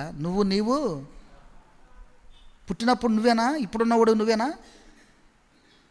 అర్థమైందా? అర్థం కాలేదు మీకు? పుట్టినప్పుడు ఒకడివి, ఇప్పుడు నువ్వు వేరే వాడివి. నువ్వా? కాదు. పుట్టినప్పుడు ఎవరివి? పుట్టినప్పుడు పాపాత్ముడివి. ఏమిటి? పాపాత్ముడు. ఇప్పుడువి పరిశుద్ధుడిగా మార్చినాడు. పరిశుద్ధుడు అంటావా? నీ హేళనే నీకేమవుతుంది? నిన్ను అవమానం చేస్తుంది. There is no doubt at all. దేవుడు ఏమాత్రం అనుమానం లేదు. దేవుడు నీ రక్షణ కొరకు క్రైమ్ చెల్లించినాడు, రక్తం గార్చినాడు, ప్రాణం పెట్టినాడు, దేవుని మందిరంలోకి తీసుకొచ్చాడు. మందిరంలోకి వచ్చి కూర్చున్న తర్వాత కూడా అన్నావా? నీ బ్రతుకుకి ఇంకా మళ్ళా రెండవ కార్యం జరుగుతుందో జరగదో? ఎంత విలువైన వ్యక్తివి నువ్వు. నీ ప్రక్కనుండే వ్యక్తి ఎంత విలువైన వ్యక్తి. అఫ్కోర్స్ నీ దృష్టిలో కాకపోవచ్చు, దేవుని దృష్టిలో. కనుక మన జీవితాలని ఆ రీతిగా దేవునికి అర్పించుకొని అదే సమయంలో ప్రతి క్షణం కూడా మనం కృతజ్ఞులమై దేవుని మీద ఆధారపడుచు బ్రతికితే తప్పకుండా అన్ని చిక్కుల నుండి నెమ్మదితో నడిపిస్తాడు. కనుకనే సంఘక్షేమం అంటే నీ ప్రజల యొక్క క్షేమాన్ని, నీ యొక్క స్వాస్థ్యమైనటువంటి ప్రజల యొక్క, నీ జనుల యొక్క, నువ్వు ఏర్పరచుకున్న ప్రజల యొక్క క్షేమాన్ని నేను చూచుచు అని అంటే మనకి మన కుటుంబానికి క్షేమం కలిగించేటువంటిది. యేసుక్రీస్తు ప్రభువారు ద బెస్ట్ మోడల్. దేనికి? ఏమని చెప్పినాడు? ఏమని రాయబడింది? క్రీస్తు సంఘమును ప్రేమించి ఏం చేసినాడంట అమ్మా? పరమవాసం చేయడానికి తన జీవితాన్నే ఇచ్చివేసినాడు సంఘము కొరకు. సంఘం ఎవరు? నువ్వే. నీ కొరకు క్రీస్తు తన ప్రాణాన్ని పెట్టాడు, పాట్లు పడ్డాడు. 2వ అధ్యాయం 24వ వచనం. కొలస్సీ 1వ అధ్యాయం 24వ వచనం. త్వరగా రే బైబిల్ తీయండి. సార్ రాదా మీకు చదువు? ఇంగ్లీష్లో చదువు లేకపోతే సురేష్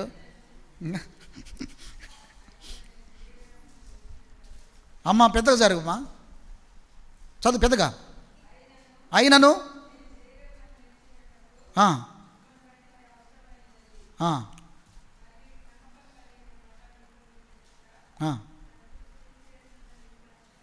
లేదా? ఎన్నో వచ్చినాం? 21వ అధ్యాయం 24వ వచనం. ఇప్పుడు అనుభవించుచున్న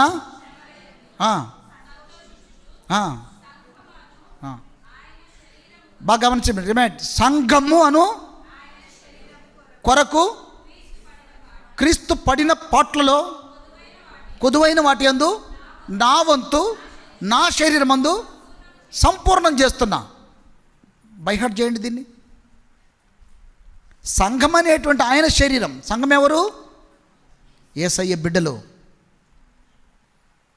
యేసయ్య బిడ్డలు ఎట్టుండాలి?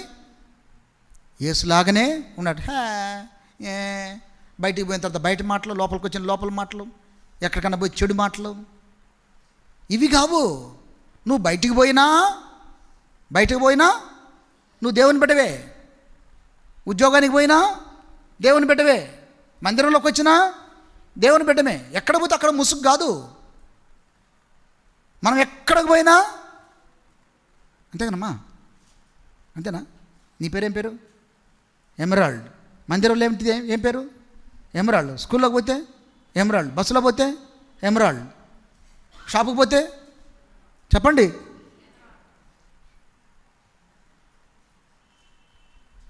పోయిన దగ్గరలో ఒక పేరు అయితే ఇంకేం పేరు అవుతుంది. పోయిన దగ్గరలో ఒక నాటకం కాదు అది. నువ్వు ఎక్కడ పోయినా దేవుని బిడ్డవే. కనుక నేను దానికి తగినట్టుగా మనం జీవించడానికి ప్రయత్నం చేస్తే, నువ్వు దూతం అనుకోకు. నువ్వు దూతం అనుకున్నావా దయ్యం అవుతావు. ఏంది చెప్పండి? నేను దూతనే అన్నావు అనుకో, నువ్వు దూతవి అనుకున్నావు అనుకో, ఎదుటోళ్ళు ఎట్ట కనపడతారు నీకు? చెప్పండి. నువ్వు ఎదుటోళ్ళ దయ్యం అంటున్నావు అంటే అర్థం నీకు నువ్వేమో అనుకుంటున్నావు? దూతను అనుకుంటున్నావు. నేను దూతను అనుకున్నా అంటే వాళ్ళు దయ్యాలు అవుతున్నారు. దీన్ని ఏమంటారు? పెద్ద దయ్యం ఎక్కింది నీకు, అది అర్థం అక్కడ. నువ్వు చచ్చేవారికి దూతవు కావు. చచ్చి ప్రభు దగ్గరికి పోయిన తర్వాత ఎట్లుంటామంట మనం ఒక దినాన? చెప్పండి. పరలోకంలో దూతల వలె ఉంటామంట. భూమి మీద ఉన్నప్పుడు పాప శరీరంతో మనిషివే. కనుక మళ్ళీ మనం హెచ్చించుకునే అవసరంలే, ఎదుటి వాళ్ళని తృణీకరించిన అవసరంలే. కనుక మనందరం కూడా ఇలాంటి యునైట్, నువ్వు ఏర్పరచుకున్న ప్రజలు, నీ జనులు, నీ ప్రజలు, నీ స్వాస్థ్యం, వాళ్ళ క్షేమాన్ని చూచు అని అంటే ఆ క్షేమమే మన క్షేమం అవుతుంది. సో ఈ పద్ధతిలో మనం కానీ వెళ్ళగలిగినట్లయితే తప్పకుండా పౌలు అపోస్తలుడు చెప్పినాడు, యేసు ప్రభు వారు చూశాడయ్యా, యేసు ప్రభు వారి యొక్క మోడలే నేను తీసుకున్నా. ఏమని చెప్పినాడు యేసు ప్రభు వారు? సంఘము అను ఆయన శరీరం కొరకు క్రీస్తు పడిన పాట్లలో కొద్దువైన వాటి యందు నా వంతు నా శరీరమందు సంపూర్ణము చేయుచున్నాను. ఎవరు పడినారు? క్రీస్తు పడ్డాడు. ఏం పడ్డాడు? పాట్లు పడ్డాడు. దేని కొరకు పడ్డాడు? సంఘం కొరకు పడ్డాడు. ఆయన పడ్డాడు కాబట్టి నేను కూడా వాటిలో ఏమైతే మిగిల్చినాడో ఆ కొద్దువ ఏమన్నా ఉంటే వాటిల్లో నేను కూడా నా శరీరం అందు నేను పడుతున్నాను. నా ఇల్లు, నా కుటుంబము, మా భర్త, మా భార్య, మా పిల్లలు, మా ఇంట్లో, మా ఉద్యోగము, ఇదేనా? నీకు సంఘం అవసరం లేదా? నీకు దేవుని స్వాస్థ్యం అవసరం లేదా? దేవుని ప్రజలు అవసరం లేదా? అందుకే కుటుంబాల్లో నెమ్మది తగ్గిపోతూ ఉంటుంది మీకు. నువ్వు ఇంట్లో ఉన్నా కానీ ఎవరుండాలి? నీ మైండ్లో ఎవరుండాలి? సంఘం అది ఉండాలి. సంఘం అంటే మళ్ళీ ఏదో రజక సంఘం, ఆ సంఘాలు కావు. పొదుపు సంఘం ఇది చెప్పా. డాక్రా సంఘాలు, ఈ సంఘాలు డాక్రా రాత్రి హలో అదే మరి రేపు నేను తీసుకుంటున్న పైసలు నువ్వేం తీసుకోవాలి? డాక్రా సంఘాలు కాదు, మంచిది. అవి కూడా ఏదో ఉపయోగపడడం. కొంతమంది దానికి వాళ్ళు ఎట్టో ఒకటి బతుకుతూ ఉంటారు. అసలైన సంఘం ఒకటి ఉందమ్మా. నువ్వు ఇంటికి పోయిన తర్వాత కూడా సంఘమే. కనుకనే అలాగా నువ్వు సంఘక్షేమం చూస్తే నీ క్షేమాన్ని దేవుడు చూస్తాడు. తప్పకుండా దేవుని బిడ్డలారా, మనం అలాంటి నెమ్మది సమాధానం అనుభవించేటువంటి వారంగా ఉంటాం. తద్వారా ఎందుకు చెప్తున్నానంటే ఇవన్నీ కూడా సంఘాలుగా లేవు. దేవుని నమ్ముకున్న విశ్వాసులుగా లేరు. ఒట్టి బైబిల్ ఉంది, జీవితాలు బాగులేవు.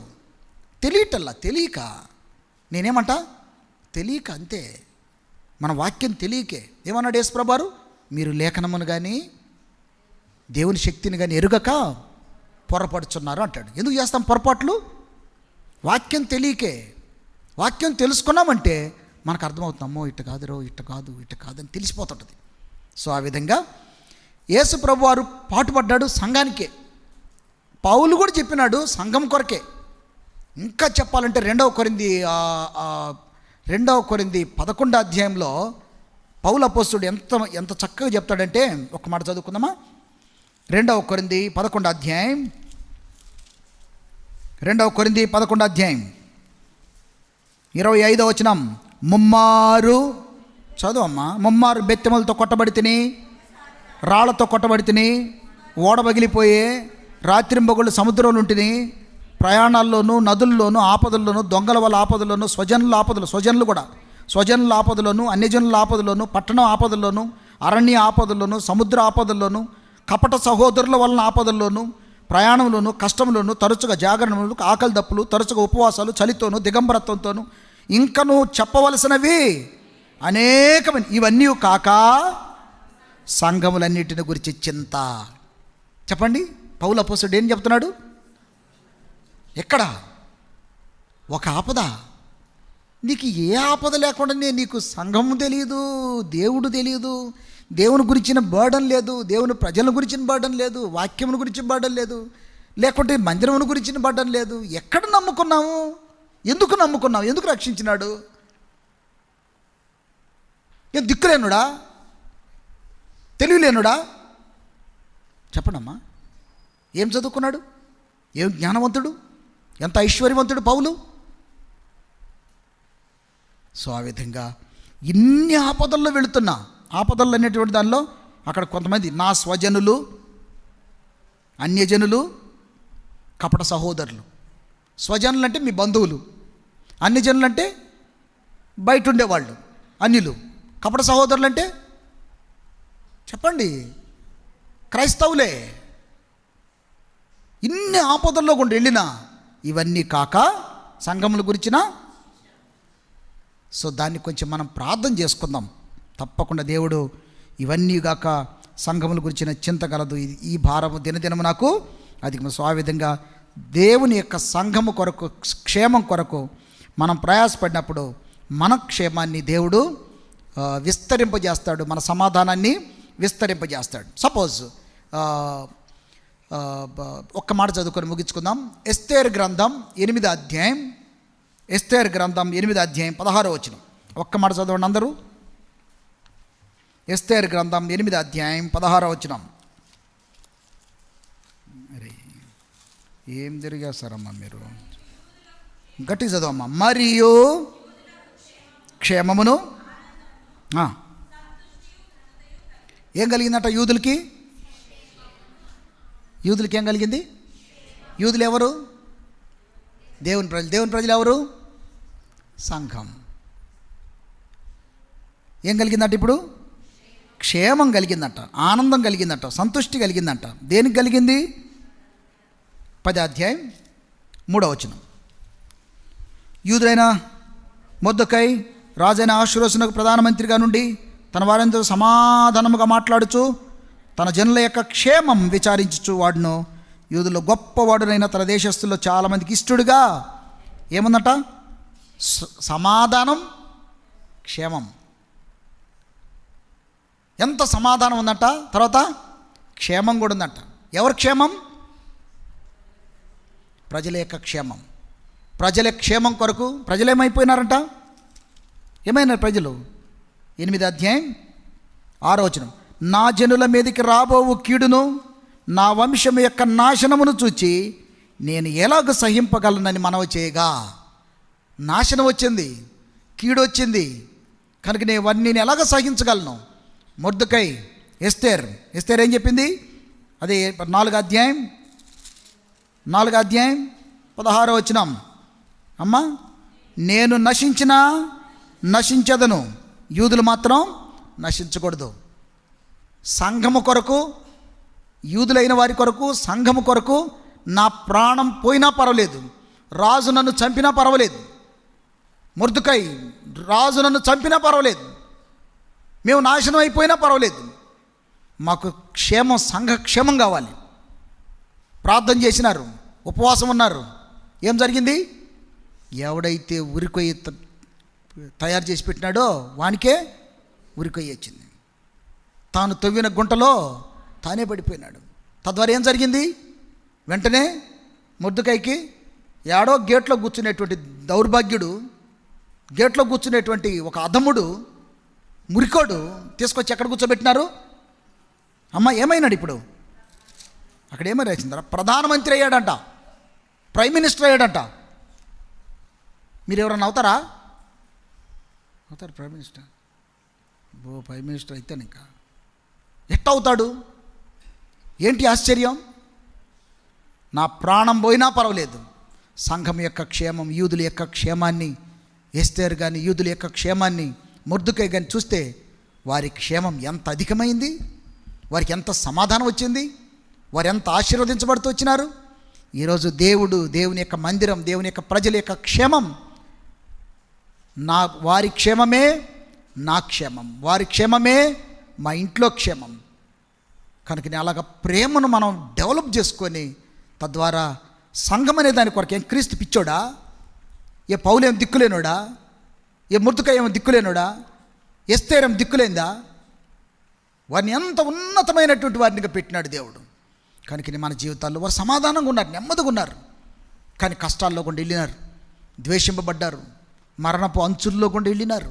అయినా కానీ దేవుడు వారిని తిరిగి సమకూర్చి ఒక అద్భుతమైనటువంటి ఆశీర్వాదాన్ని వారికి అనుగ్రహిస్తూ వచ్చినాడు.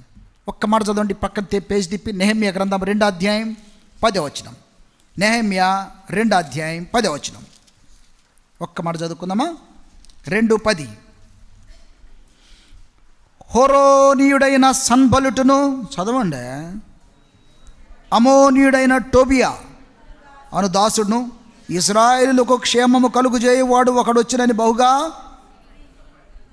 ఇశ్రాయేలులకు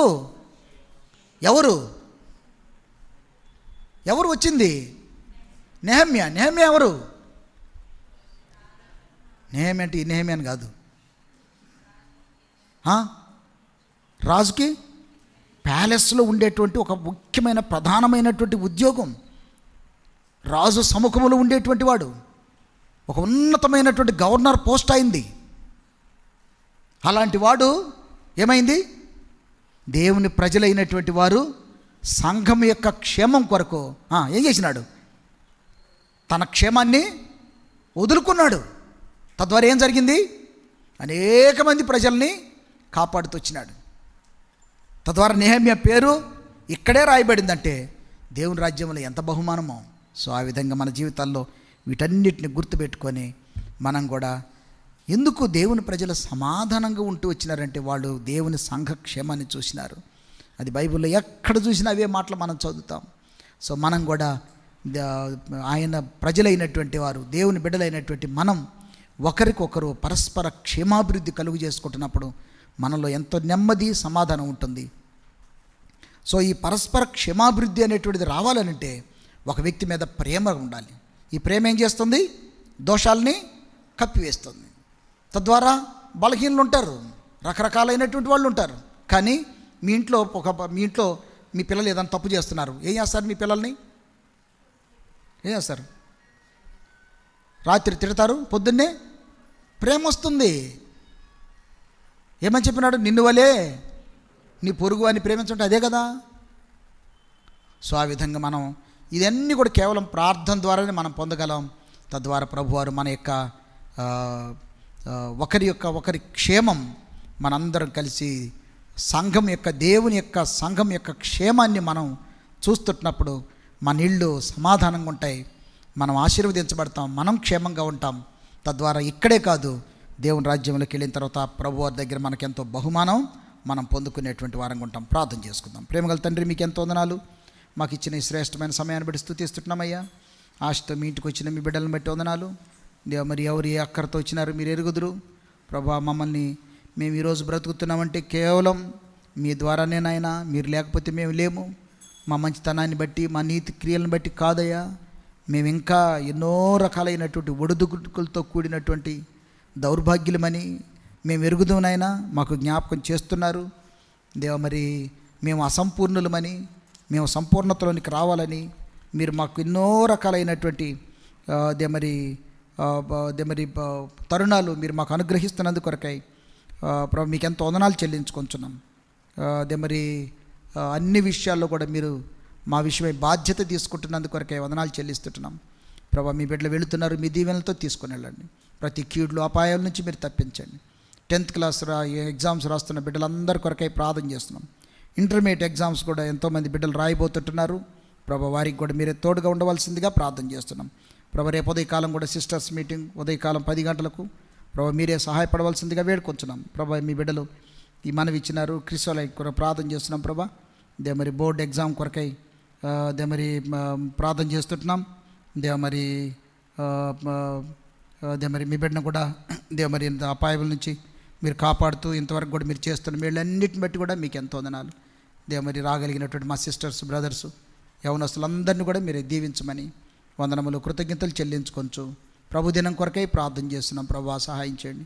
ప్రభా ఈ మాటలు చదవటం చెప్పటమే కాదు నాయన, నేను కూడా మీ ప్రజల విషయమైనటువంటి దే మరి మీ ప్రజలు మీరు ఏర్పరచుకున్న మీ ప్రజల యొక్క క్షేమాన్ని చూసేవాడినిగా రాత్రి అనక పగులనక దే మరి మీరు ప్రాణం పెట్టినారయ్యా, మేము కూడా అలాగ ప్రాణం పెట్టబద్దులమై ఉన్నామని చెప్పినావు. అలాగ జీవించడానికి మాకు కూడా సహాయం చేయమని వందనములు కృతజ్ఞతాస్తుతులు చెల్లించుకొంచు యేసు ప్రభు నామమున స్తుతించి ప్రార్థించి వేడుకొంచున్నాం తండ్రి. మన తండ్రి అయిన దేవుని ప్రేమ, యేసు ప్రభు వారి కృప, పరిశుద్ధాత్మ సహవాసం మనందరికీ తోడై ఉండి నడిపించును గాక. ఆమేన్. అందరికీ ప్రైజ్ లార్డ్.